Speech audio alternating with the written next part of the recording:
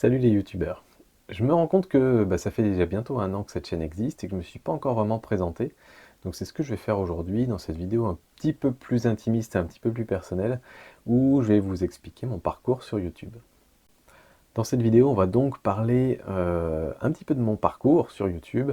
Alors si c'est plutôt un tuto ou si vous voulez apprendre des trucs et astuces sur YouTube, zappez cette vidéo et revenez dans la suivante.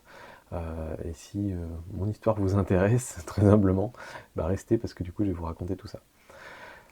Ça a démarré, on va dire, vers 2010, dans ces eaux-là. À l'époque, on habitait aux États-Unis avec ma femme et on se baladait régulièrement dans les parcs, etc. Et on avait un blog pour partager tout ça avec la famille. Et de temps en temps, on tournait des petites vidéos qu'on mettait sur le blog. Donc, quand je dis on tournait des vidéos, c'était des clips de 15 secondes qui montraient un écureuil, enfin ce genre de truc. Et donc à l'époque, YouTube était une bonne... Enfin moi je le voyais en tout cas comme une plateforme pour juste héberger des vidéos. Ce qui, bizarrement en 2017, est encore le cas d'une majorité d'utilisateurs. Je commence à pas mal travailler et bosser avec des entreprises. Et pour beaucoup de boîtes, YouTube c'est encore une plateforme qui héberge des vidéos qu'on va ensuite mettre ailleurs. Donc c'est comme ça que ça a commencé en fait. Petit à petit, j'ai commencé à créer du contenu un petit peu plus travaillé, mais c'était toujours du montage personnel. C'est-à-dire que je faisais des petits timelapses et des petits machins comme ça. Mais il n'y avait pas du tout vocation à faire quelque chose qui plaise à des gens. C'était vraiment juste pour nous, c'était très égoïste au départ. Et c'est souvent le cas d'ailleurs sur YouTube, et il n'y a pas de mal à ça. Donc voilà. Et puis ensuite, une fois qu'on est revenu en Europe, on était aux Pays-Bas à ce moment-là, j'ai commencé à faire de la photo, parce que la partie vidéo me plaisait bien, justement la partie un peu timelapse, un peu montage, etc. Et du coup la photo commençait à me titiller un petit peu. Et à ce moment-là, j'aimais énormément apprendre sur internet, c'est toujours le cas, et donc j'ai commencé à chercher rapidement s'il y avait des blogs de personnes qui avaient commencé de zéro, parce que je comprenais rien du tout alors à l'époque, il y avait une chaîne YouTube sur la photo, et puis sinon, c'était beaucoup des blogs, etc. Et c'était très très pro, avec du vocabulaire très compliqué. Et ne le trouvant pas, je me suis dit, bon, je vais, moi, partager mon expérience, si ça peut aider quelques personnes, ce sera toujours ça de prix. Et à l'époque, je me disais, bon, du coup, je vais démarrer un blog, c'est ce qu'il y a de plus logique, c'est ce que je sais faire. Et puis après, j'ai réfléchi, je me suis dit, non, mais le blog, ça prend beaucoup trop de temps. De taper les articles, de corriger les fautes, de faire des illustrations, mettre des photos, etc. Et je me suis dit, j'irai vachement plus vite à me filmer à la GoPro, et hop, je mets ça sur YouTube. Et donc au départ, c'était vraiment presque par fainéantise que je me suis mis sur YouTube. Donc ça, c'était le point de départ de la chaîne Mon Petit Réflexe, qui, elle, du coup, avait un sujet de départ qui était voué à être partagé. C'était vraiment ça l'idée de départ, c'était de dire, moi, ça me coûte pas grand-chose, je vais apprendre des choses au fur et à mesure que je vais apprendre la photographie, et donc ça me coûte pas grand-chose de me filmer une fois par semaine et de balancer ça sur Internet. Si ça peut aider 3 personnes, je serais super content, c'est déjà bien. Euh, donc ça a commencé comme ça, et pour des raisons que j'ignore encore, ça a plu à beaucoup plus que 3 personnes. Visiblement, je ne vais pas être la seule personne à ne pas s'y retrouver dans les discours de professionnels. Et donc, il y a du monde qui est rentré dans l'aventure avec moi. Et ça a commencé comme ça.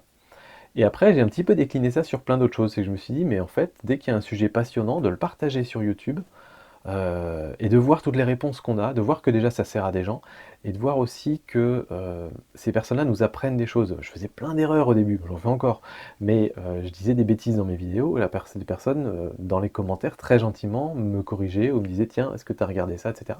Et j'apprenais, mais j'avais l'impression d'apprendre 10 fois plus vite parce qu'il y avait tous ces commentaires sous les vidéos que si je devais rechercher par moi-même. Et donc je me suis dit que c'était même presque un modèle d'apprentissage qui était intéressant. Et l'autre effet bénéfique, qui était une raison aussi pour laquelle je m'étais lancé au départ, c'est que je me disais, voilà, je cherchais du boulot à ce moment-là, en termes de diction, c'était un bon exercice, parce que ça permet de travailler sa diction, de repérer ses défauts, parce qu'on revoit ses vidéos.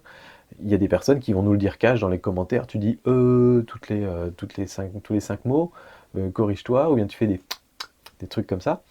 Et du coup, on les corrige, on essaie de les corriger et on améliore sa diction. Et ça, rien que ça, pour moi, c'était déjà un résultat positif. Audience, pas audience, etc. À l'époque, je n'avais aucune idée. Mais rien que ça, c'était déjà un résultat positif. Donc c'est une bonne raison de démarrer une chaîne YouTube si jamais vous en cherchez encore. Et donc après, j'ai pris ce pli de me dire, mais en fait, dès que j'ai quelque chose que je trouve intéressant, je peux le partager sur YouTube. Et donc j'ai commencé à me mettre un petit peu à la vidéo, donc je me suis dit tiens je vais lancer une chaîne YouTube sur la vidéo, donc j'ai monté une chaîne qui s'appelle OptiVidéaste, qui est stoppée depuis, mais que j'avais commencé à alimenter. Euh, je me suis intéressé beaucoup à l'entrepreneuriat, parce que je suis créateur d'entreprise à côté, et donc j'avais monté une chaîne qui s'appelait Sylvain monte sa boîte. Pareil, elle existe toujours, mais il n'y a plus grand chose dessus, parce que quand on monte sa boîte, il y a plein de trucs à apprendre, comment on se déclare auto-entrepreneur, comment on fait ses déclarations de taxes et compagnie. Et je me disais, puisque j'apprends ces trucs-là, autant les partager par ce média qui est simple, qui est la vidéo. Euh, et donc voilà, j'avais décliné comme ça plusieurs chaînes, je crois que j'en avais 5 ou 6 en tout. Je les ai toujours, hein, aujourd'hui, je les ai pas arrêtées. Mais ma chaîne principale, c'est Mon Petit Réflexe, c'est celle sur laquelle j'ai vraiment énormément travaillé la partie communautaire et comment on développe une grosse communauté. Et j'ai une communauté super chouette qui suit Mon Petit Réflexe. Et donc du coup, c'est là-dessus que j'ai mis mon énergie. Donc voilà, le parcours il s'est construit comme ça. Donc voilà, arrivé aux Pays-Bas, j'avais multiplié toutes ces petites chaînes YouTube. J'avais du temps parce que en dehors de m'occuper de mes enfants, j'avais du temps la journée pour tourner des vidéos et apprendre des choses. Donc c'était bien. Et ensuite, on est revenu en France, donc là dans la région de Besançon, toujours pour pour des jobs de ma femme en fait. Et, et donc moi, ma boîte que je gérais aux Pays-Bas, son activité déclinant, je me suis mis à rechercher un boulot à nouveau. Et au moment où j'ai trouvé un boulot ici, je me suis rendu compte qu'en fait c'était très compliqué d'avoir à la fois un boulot et d'avoir plusieurs chaînes YouTube à gérer. Donc très vite j'en ai mis de côté. Mon Petit Réflexe, pour moi, c'était hors de question de le stopper, parce que c'est une chaîne, il y a une telle inertie, mais une bonne inertie, c'est-à-dire qu'il y a un tel élan avec cette chaîne, il y a du monde, il y a plusieurs concepts d'émissions, il y a des personnes qui attendent des vidéos, que je ne pouvais pas ne pas le continuer. Et puis surtout, c'est ce que j'appelle toujours le côté schtroumpf à lunettes du youtubeur, c'est quand j'apprends des trucs, il faut que je les partage. C'est plus fort que moi. Et quand je vois ma liste d'idées de vidéos qui augmente, qui augmente, qui augmente, ça me frustre et ça m'énerve, et donc il faut que je fasse sortir ça à un moment.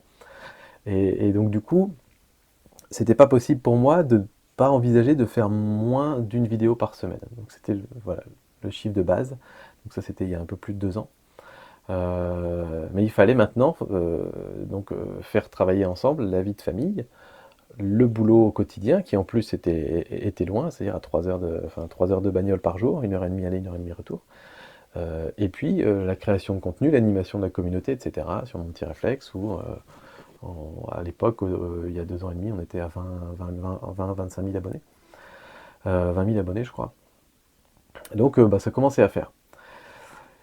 Ce qui veut dire que j'ai mis énormément de choses de côté sur cet aspect YouTube, et j'étais pas vraiment passé en mode je crée du contenu juste pour blablater. Donc j'ai fait en sorte d'avoir ce studio où tout se fait automatiquement. J'allume mes lumières, je mets ma caméra et je peux blablater devant la caméra.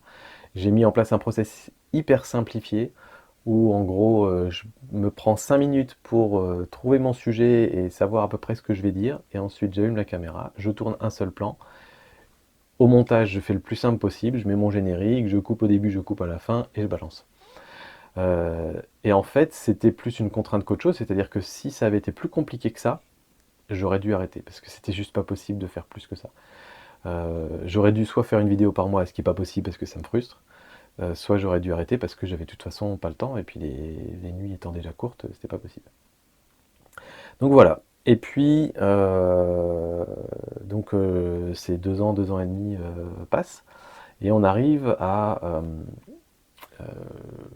2017, c'est ça, on est en 2017, janvier 2017, un petit peu avant même, décembre 2016, où a priori, ma femme a une nouvelle opportunité pour aller ailleurs, pour partir ailleurs en France. Et donc, je commence à me creuser la tête et me dire, ok, donc à nouveau, je vais probablement quitter mon job, et à nouveau, je vais devoir rechercher un job ailleurs, ce que je fais en permanence. Et si j'essayais de voir s'il n'y avait pas du potentiel dans cette chaîne YouTube pour la développer, la monétiser, et me dire que c'était ça mon job en fait. Et donc en fait, ça fait un peu plus d'1 an, que je teste énormément de choses sur l'aspect monétisation, sur l'aspect croissance de la chaîne, etc. Alors j'ai pas pu les tester à fond parce que j'avais très peu de temps pour ça, je travaillais souvent la nuit et puis il y avait des cernes comme ça. Mais ça a commencé à m'intéresser énormément, donc j'ai appris beaucoup de choses là-dessus, je me suis formé là-dessus, sur le média YouTube, et ça a commencé à me passionner. Et ça m'a passionné à tel point que je me suis dit, bah en fait, je vais démarrer à nouveau une chaîne YouTube, c'est ce que je sais faire de mieux, qui va s'appeler Le Coin des YouTubeurs. Enfin, ça a pris un peu de temps avant de décider le nom, et je vais essayer de faire ça bien, et puis de développer ça à côté de la partie photo, parce que c'est une nouvelle passion qui naît en fait sur le média YouTube et comment ça fonctionne, et ce côté un peu magique de je balance des vidéos que je tourne chez moi, dans ma chambre, dans mon garage ou peu importe, et puis d'un seul coup il y a des communautés qui se créent, des gens qui ont envie de se voir, des relations qui... Enfin voilà, c'est juste des trucs géniaux qui se créent. Donc voilà, ça m'a titillé ce truc-là, et je veux vraiment creuser cet aspect-là, et c'est toujours le cas aujourd'hui. Et donc, par contre, ça voulait dire une nouvelle chaîne YouTube, une nouvelle communauté à commencer à gérer, et donc pour moi c'était jouable parce que on avait cette perspective de partir à la mi-2017. C'était le plan à l'époque, et c'était quasiment certain. Euh, et, donc, euh, et donc dans la foulée, moi j'ai dit à mon employeur que ça allait, j'allais probablement devoir partir, etc. Euh, et en fait, ça s'est pas fait. Le déplacement à l'étranger, c'est pas fait. Pas à l'étranger, ailleurs, ne s'est pas fait. Donc du coup, en fait, on reste ici. Mais ayant enclenché le coin des youtubeurs, ayant commencé moi à me dire je vais commencer à faire du conseil YouTube aux entreprises, et c'est peut-être ça qui va être mon job demain, qui va me ramener des sous, et YouTube restera la partie fun et plaisir, entre guillemets, sans trop de contraintes, ayant commencé à monter tout ce plan-là, bah, je me suis mis une charge de travail énorme, j'ai doublé ma charge de travail avec 2 chaînes YouTube, plus tous les côtés un peu partenarial, les côtés commencer à faire un peu un réseau, commencer à démarcher un peu des boîtes, etc. Euh, et tout ça a pris énormément de temps, ce qui fait que c'était hyper tendu les derniers mois, et que j'avais plus beaucoup de sommeil la nuit. Mais voilà, et donc du coup, au final, même si on n'est pas parti, on a fini par, enfin, j'ai fini par dire à mon employeur que ce serait pas mal quand même si j'arrêtais malgré tout pour pouvoir me consacrer à ces projets-là. Et donc c'est là où j'en suis aujourd'hui, en fait. Donc je peux dire qu'aujourd'hui, je me suis lancé à 100% sur YouTube d'une manière générale, même si c'est pas 100% mon petit réflexe, c'est pas 100% le coin des youtubeurs, c'est pas 100% la partie consulting pour des boîtes, c'est un petit peu de tout ça, et ce que je souhaite, c'est que ce un petit peu de tout ça permette de me faire mon job pour les années à venir. Je vais faire une vidéo sur la chaîne Mon Petit Réflexe très bientôt où j'explique ça beaucoup plus en détail.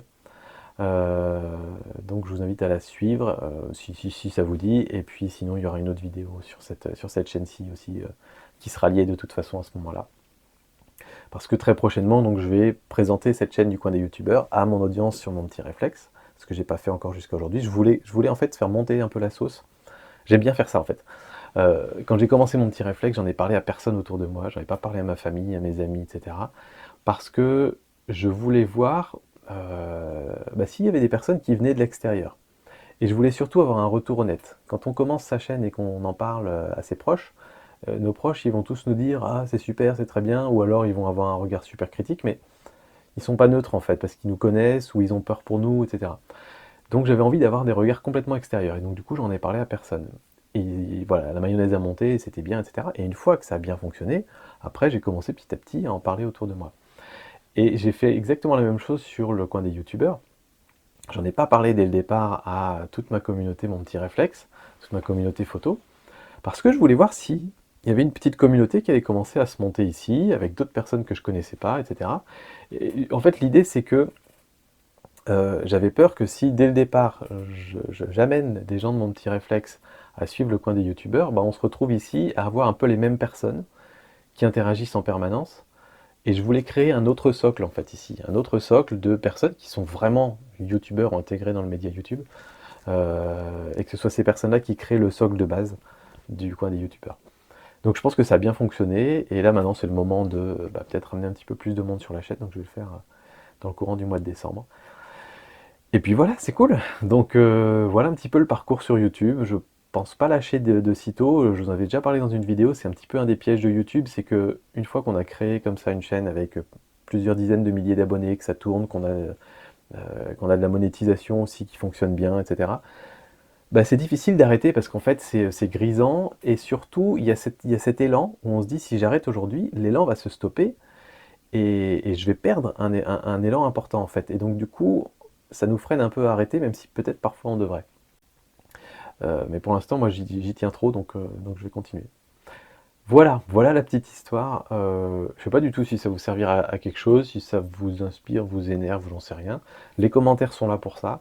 J'ai hâte de vous lire, de vous répondre, et puis bah, je vous dis à très bientôt pour d'autres vidéos sur le coin des youtubeurs. Ciao tout le monde.